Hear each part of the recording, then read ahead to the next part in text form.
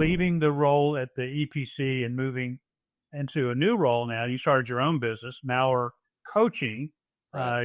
You got certified as a life coach by the Zig Ziglar organization, which for those of you who aren't maybe aware, that's one of the two or three premier coaching and development companies on the planet. So this is a serious credential that you went and earned. But tell us about why you got into coaching, and then just a little bit. And I really want to hear from you, and I'm going to give you the pulpit here. What is coaching? What difference does it make? Who needs it? What are a handful of things that you as a coach would want our listeners to take away? And John will tell you this. I'm gonna do a little preamble to his ramble, and that is, we're not talking the same thing as mentoring. Right. We're not talking the same thing as consulting. Coaching is a unique discipline, and the word is often misunderstood. So after we go through this, John, make sure that we're clear on what it is. So tell us about your journey, what you're doing. Floor is yours, brother. I think maybe your first question was, why did I get into coaching? Yep. The practical side was, as I mentioned, I saw that there was a need for it, for balanced lives. And this would be a good topic for another day. But Mike, do you know what the key to a balanced life is? It's wisdom. That is the key to a balanced life, is wisdom. And where do you get wisdom? Well, from God's truth. But so what was your question again? Sorry. Why did you get into coaching? Yeah. So, right. So you could have done anything. You could have chosen EPAP. Right. So first was I saw the need, and then if you look at me personally, I don't know if people are familiar with strength finders and other assessments, but one of my strengths is I'm a developer. I've mentored young people for years.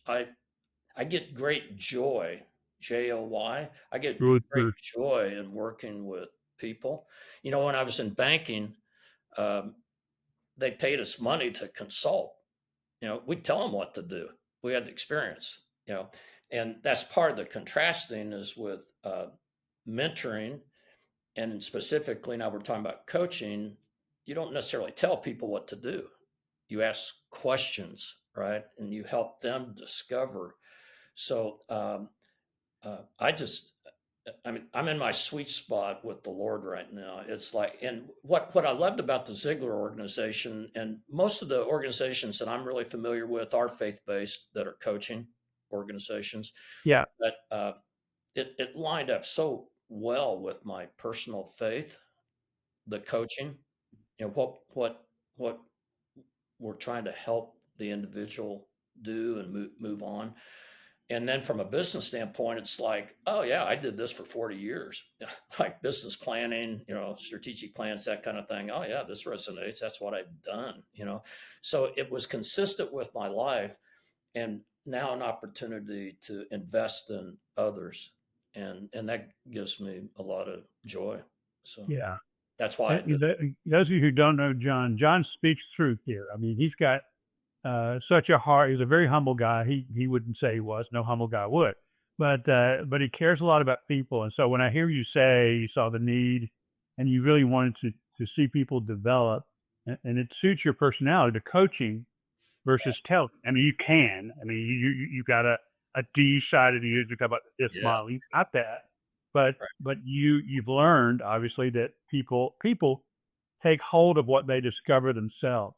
Right. Versus what they're told to do. And in coaching, that's vital. So John, when you also the next question in that litany of questions I threw at you all at once, the second question was the idea of, all right, so you win the coach to see people grow. You coach to develop others, to see them flourish, to see them gain balance and wisdom in life, which is joyful, right? It's a beautiful thing. How you touched on this a little bit, but just for the sake of definitions and precision, what is the difference? How do you explain the difference between coaching, mentoring, and consulting? And there are other words we can throw in there, but those are kind of the big three that I hear people use interchangeably. and I know they're not. They're related, but they're not the same. How do you describe that, and why do you choose coaching? You've already answered a little bit of that, but I want to tie it together that way. Yeah, yeah. I'll run through my short definitions first. Yeah. So mentoring, uh, showing people how, showing people who are. Let me back up. It's helping people understand how they can do things better, and then also introducing them to people in their particular space. Uh, for about 8 years, I mentored a half dozen young people. They were 20 somethings. They became later 30 somethings and early 40 somethings, right? And and they were all bankers. I didn't necessarily do their job, but I understood. And then I was able to introduce them to people that actually knew specifically how they could do their job. So I think mentoring is partially it's come alongside, but it's also introducing them to people that can help them. Skill sets is a lot of it. So Uh, they're connectors in that sense, right? yes, They're not just advisors; they're connectors. yes, connectors, very much, very much. And That's a really helpful clarification.